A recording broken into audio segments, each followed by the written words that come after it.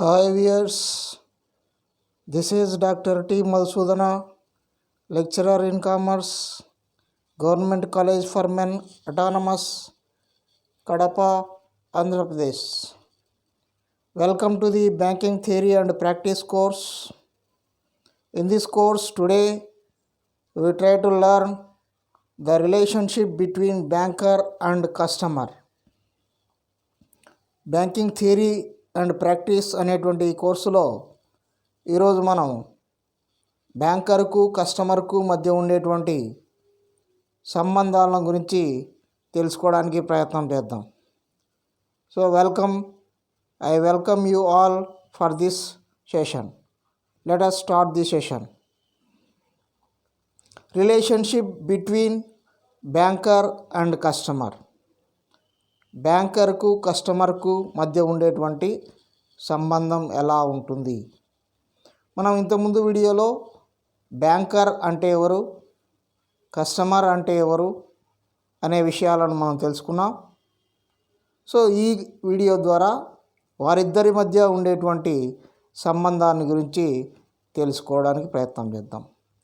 So the relationship between banker and customer is of two types. A general relationship, B special relationship. బ్యాంకర్కు కస్టమర్కు మధ్య ఉండేటువంటి సంబంధంలో సాధారణ సంబంధం, ప్రత్యేక సంబంధం అనే రెండు రకాలైనటువంటి సంబంధాలు ఉన్నాయి. Again in the general relationship there are three aspects. One is debtor and creditor relationship, అంటే రుణదాత రుణగ్రస్తుడికి మధ్య ఉండేటువంటి సంబంధం. Number 2 trustee and beneficiary relationship, అంటే ధర్మకర్తకు ప్రయోజనదారునికి మధ్య ఉండేటువంటి సంబంధం. Number 3 agents and principal relationship, అంటే ప్రిన్సిపాల్ మరియు ఏజెంట్కు మధ్య ఉండేటువంటి సంబంధం. ఈ మూడు అంశాలు మనకు జనరల్ రిలేషన్షిప్ కిందకి వస్తాయి. నెక్స్ట్ బి స్పెషల్ రిలేషన్షిప్ కేటగిరీలో మనకు obligations and duties. What are the different obligations and duties to be performed by the banker and the customer. And number 2 rights.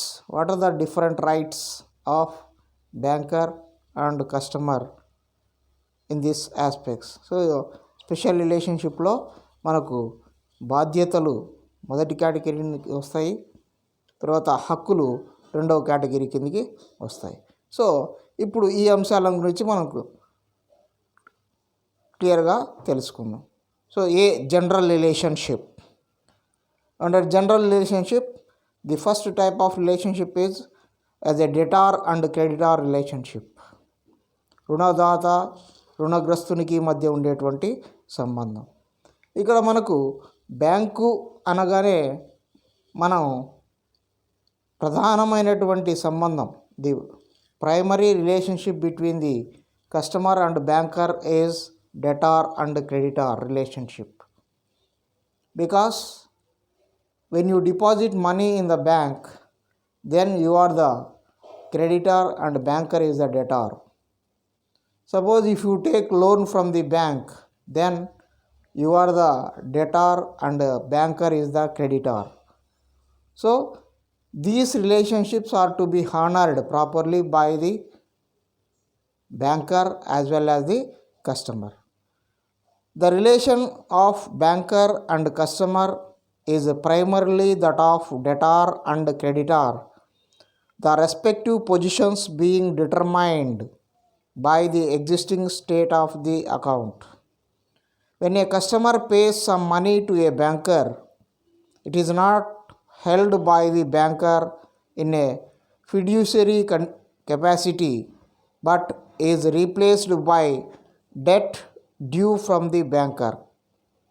We cannot readily say that the money is deposited, but it is taken as lend to the banker, who agrees to pay on demand an equal amount.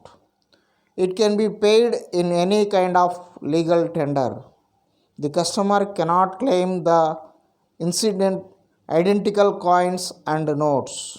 Thus, the banker is neither depository or a trustee. So debtor creditor రిలేషన్షిప్లో మనము బ్యాంకులో సాధారణంగా customer అంటేనే బ్యాంకులో account ఉన్నటువంటి వ్యక్తి కాబట్టి customer బ్యాంకులో తన యొక్క డబ్బును డిపాజిట్ చేసినప్పుడు అకౌంట్లో ఆ అకౌంట్ను ప్రాపర్గా మెయింటైన్ చేయవలసినటువంటి బాధ్యత బ్యాంకర్కు ఉంటుంది. సో ఆ బ్యాంకులో మన సొమ్ము ఉన్నంత వరకు మనకు బ్యాంకరు రుణగ్రస్తునిగా ఉంటాడు, మనం రుణదాతగా ఉంటాం. అయితే ఆ సొమ్మును మనం వాపసు తీసుకోవాలి లేదా బ్యాంకు వారు చెల్లించాలి అంటే దానికి ఒక ప్రొసీజర్ అనేది ఉంటుంది. అదేవిధంగా మనం ఏ సొమ్ము అయితే ఇచ్చామో బ్యాంకుకు అదే సొమ్మును తిరిగి చెల్లించమని మనం అడగడానికి వీలు ఉండదు. అంటే బ్యాంకు వారు మనము డిపాజిట్ చేసిన సొమ్మును లీగల్ టెండర్ రూపంలో ఏ రూపంలో అయినా సరే ఇవ్వడానికి సిద్ధంగా ఉండాలి. దాన్ని యాక్సెప్ట్ చేయడానికి కస్టమర్ కూడా సిద్ధంగా ఉండాలి. కాబట్టి ఇది debtor creditor relationship. So general features of debtor and creditor relationship. Debtor creditor రుణదాత రుణగ్రస్తునికి సంబంధంలో ఉండేటువంటి ముఖ్యమైనటువంటి లక్షణాలు ఏమిటంటే a demand necessary for debt due from banker,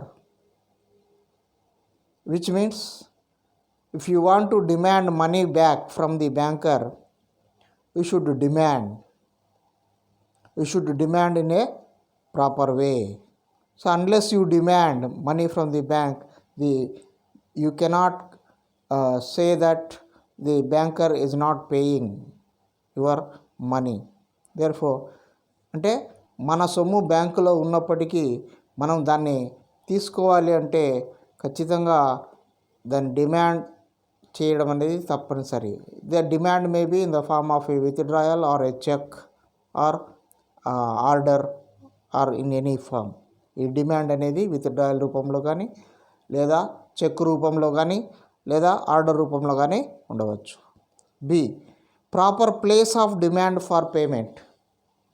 so బ్యాంకులో నీ సొమ్ము ఉంది, ఓకే, దాన్ని ఎలా నువ్వు వసూలు చేసుకోవాలి, ఎక్కడ వసూలు చేసుకోవాలి, ఎక్కడ పడితే అక్కడ మనము you cannot demand for money from the bank. So జనరల్గా మనం బ్యాంకుకు వెళ్ళి విత్డ్రాయల్ కానీ చెక్ కానీ సమర్పిస్తే బ్యాంకులో మనకు సొమ్ము ఇవ్వడం జరుగుతుంది.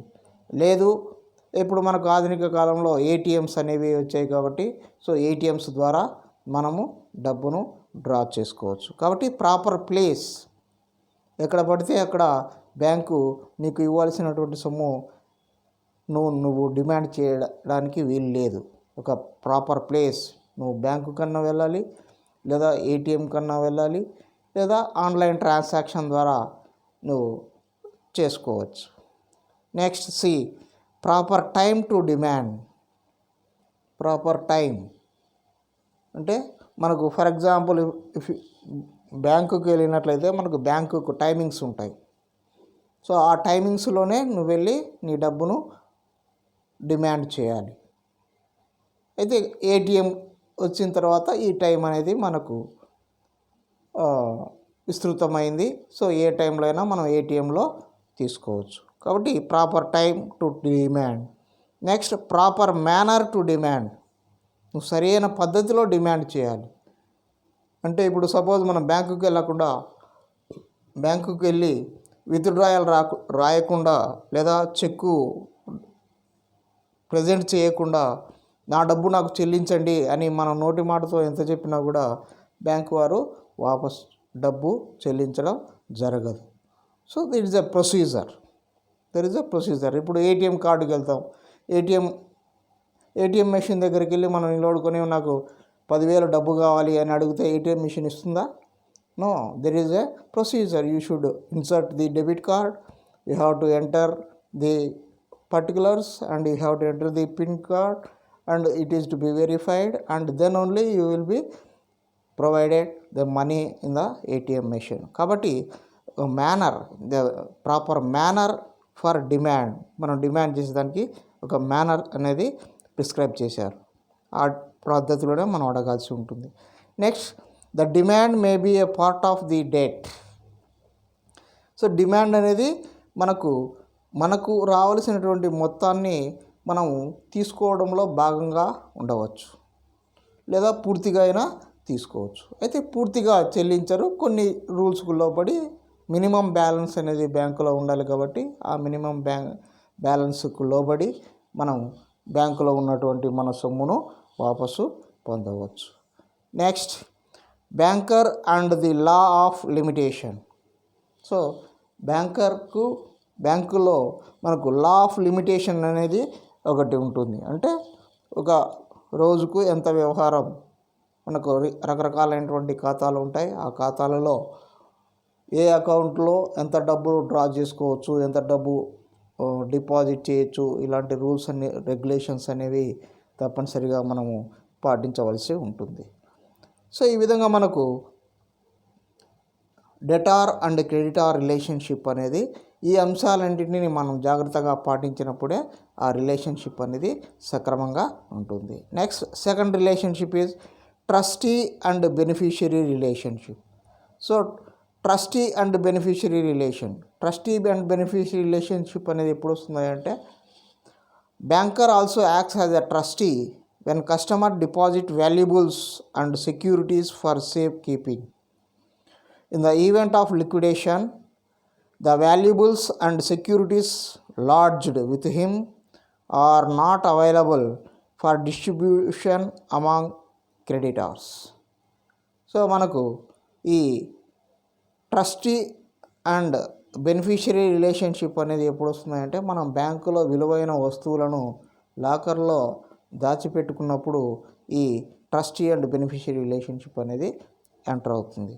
సో కాబట్టి వాటిని జాగ్రత్తగా కాపాడవలసిన బాధ్యత బ్యాంకర్ మీద ఉంటుంది. మనం ఏవైతే బ్యాంకులో భద్రపరుచుకున్నామో వాటిని జాగ్రత్తగా కాపాడవలసినటువంటి బాధ్యత బ్యాంకుకు ఉంది. ఒకవేళ మనం దివాలా తీసినప్పుడు అందులో ఉన్నటువంటి వాల్యుబుల్స్ అన్నీ కూడా మనకు ఉపయోగించుకోవడానికి బ్యాంకు వారికి అవకాశం ఉండదు. అంటే రుణదాతలకు అందులో ఉన్నటువంటి సొమ్ము పంచడానికి వీలు ఉండదు. అది కేవలం ఎవరైతే డిపాజిట్ చేసింటారో వారికి మాత్రమే, అంటే కస్టమర్కి మాత్రమే అధికారం అనేది ఉంటుంది. Next, number 3, agent and principal relationship.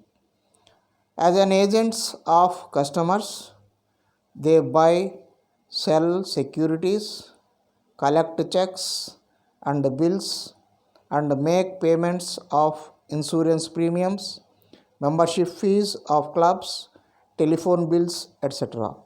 The banker becomes an agent when he collects checks, bills, and make payments of insurance premiums, membership fees of clubs, telephone bills, etc.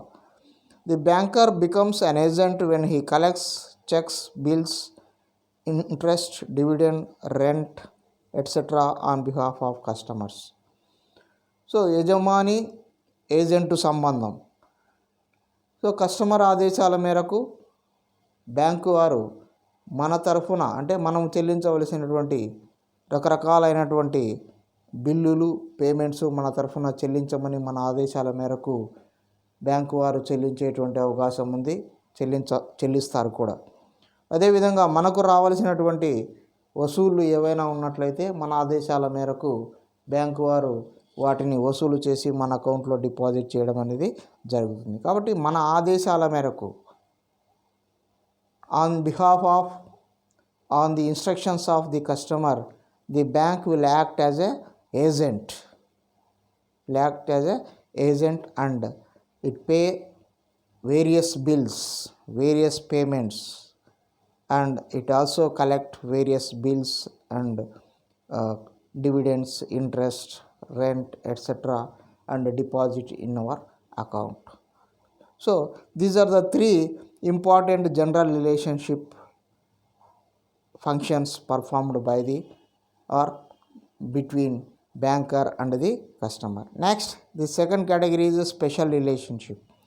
So special relationship, under special relationship you have the obligation, general obligation duties of a banker towards customer. So కస్టమర్కు సంబంధించి రకరకాలైనటువంటి duties అనేవి, obligations bank వారు నిర్వర్తించవలసి ఉంటుంది.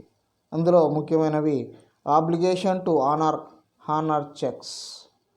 So customer జారీ చేసేటువంటి చెక్కులను అతని అకౌంట్లో సొమ్ము ఉన్నంత వరకు నిబంధనల మేరకు చెక్కులు హానర్ చేయవలసినటువంటి బాధ్యత బ్యాంకులకు ఉంటుంది.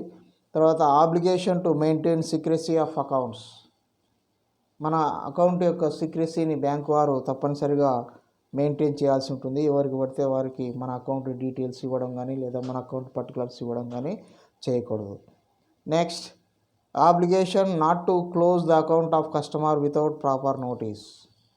సో కస్టమర్ యొక్క అకౌంట్ను ప్రాపర్ నోటీస్ ఇవ్వకుండా క్లోజ్ చేసేటువంటి అధికారం బ్యాంకుకు కూడా ఉండదు. కాబట్టి అది మరొక ముఖ్యమైనటువంటి అంశం. అవి 3 మనకు ఆబ్లిగేషన్స్ కిందికి వస్తాయి. Next, the under special relationship category, what are the rights of banker. Bank యొక్క హక్కులు ఏమిటి అనే విషయాన్ని మనం తీసుకున్నట్లయితే, the right of general lien. Lien అంటే ఏమిటంటే, it's a situation where in the banker can withhold all accounts or all the money held by the banker unless he clear the dues of any type. అంటే తనకు రావాల్సిన సొమ్మును రాబట్టుకునే క్రమంలో భాగంగా bank వారు తమ వద్ద ఉన్నటువంటి వస్తువులను కానీ లేదా ఆస్తులను కానీ తన దగ్గరే ఉంచుకునేటువంటి హక్కును లీన్ హక్కు అంటారు. కాబట్టి బ్యాంకు వారికి సపోజ్ మన అకౌంట్లో డబ్బు 1,00,000 రూపాయలు ఉంటుంది. మనం బ్యాంకు వారికి 50,000 రుణం చెల్లించవలసి ఉంటుంది. వాళ్ళు నోటీస్ ఇచ్చినా చెల్లించలేదు. కాబట్టి మనం బ్యాంకు వారు ఆ సొమ్మును, ఆ అకౌంట్లో ఉండేటువంటి సొమ్ము 1,00,000 రూపాయలను వాళ్ళు మనకు జమ చేసుకునేటువంటి అవకాశం అనేది హక్కు బ్యాంకు వారికి ఉంటుంది. Next, right of set of. So మనకు బ్యాంకు వారు వారికి రావాల్సినటువంటి డ్యూస్ క్లియర్ చేసుకోవడంలో భాగంగా బ్యాంకు దగ్గర ఉన్నటువంటి సొమ్ములో ఎలాంటి సొమ్ము అయినా సరే అందులో నుంచి చెల్లింపు చేసుకునేటువంటి అధికారాన్ని కూడా, హక్కును కూడా కలిగి ఉంటారు. Next, right of appropriation. Right of appropriation అనేది కూడా మనకు బ్యాంకు వారికి ఉంటుంది. అంటే ఏవైనా ఇతర రూపాలలో ఏవైనా కానీ ఆస్తులు ఉన్నా లేదా పంపకాలు ఏదైనా తేడా వచ్చినా లేదా ఆస్తులను పంపిణీ చేయాల్సి వచ్చినా కూడా ఇవన్నీ కూడా సర్దుబాటు చేసేటువంటి హక్కు బ్యాంకు వారికి ఉంటుంది. Next, right to claim incidental charges and interest amount etcetera. So bank వారికి మనకు ఏవైనా సేవలు చేసినప్పుడు ఆ సేవలకు సంబంధించినటువంటి ఛార్జెస్ వసూలు చేసుకునేటువంటి హక్కు కలిగి ఉంటారు. అంతేకాకుండా ఇంట్రెస్ట్ అమౌంట్, మనం బ్యాంకు వారికి సొమ్ము బ్యాంకు నుంచి లోన్ తీసుకున్నప్పుడు ఆ లోన్ మీద ఇంట్రెస్ట్ ఛార్జ్ చేసి వసూలు చేసేటువంటి అధికారం కలిగి ఉంటారు. ఇవన్నీ కూడా బ్యాంకు కార్యకలాపాల్లో సాధారణంగా జరిగేటువంటి అంశాలు. సో ఈ విధంగా మనకు బ్యాంకు యొక్క relationship with banker and customer, ఈ రిలేషన్షిప్ అనేది ఒక మంచి రిలేషన్షిప్ అనేది ఉండాలి అంటే ఈ కార్యకలాపాల కంటే బ్యాంకర్కు కస్టమర్కు మధ్య ఉండేటువంటి ఈ relationship, general relationship, special relationship అనేవి, దానికి సంబంధించినటువంటి హక్కులు బాధ్యతలు బ్యాంకరు మరియు కస్టమరు ఇద్దరు కూడా సక్రమంగా నిర్వర్తించినప్పుడే ఆ రిలేషన్షిప్ సక్రమంగా ఉంటుంది. బ్యాంకు అభివృద్ధి చెందుతుంది, కస్టమర్కు సేవలు అందజేస్తూ అభివృద్ధి జరుగుతుంది. సో ఇది ఈనాటి మన లెసన్. సో ఈ వీడియో మీకు నచ్చినట్లయితే తప్పనిసరిగా లైక్ చేయండి, షేర్ చేయండి, సబ్స్క్రైబ్ చేయండి. Thank you. Thank you very much.